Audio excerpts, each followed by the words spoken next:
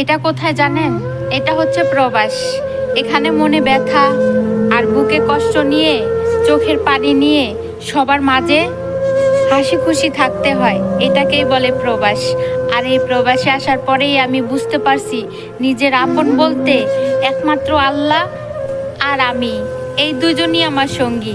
নিজেকে ভালো রাখার জন্য সব কিছুই করতে হয় এই পৃথিবীতে। হে আল্লাহ, তোমার দরবারে আমি একটা জিনিসই চাই, এই প্রবাসে যতগুলা মানুষ আছে সবার মনের আশা আর ভরসাগুলো তুমি রাখো।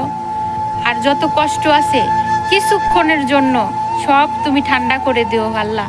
এই প্রবাসে যারা আছে না পারে খোলা আকাশের নিচে থাকতে, না পারে তোমাকে ঠিক মতন ডাকতে, তারপরও এই প্রবাসীরা দিনের পর দিন চোখের পানি আর মুখে মিথ্যা হাসি নিয়েই বেঁচে আছে।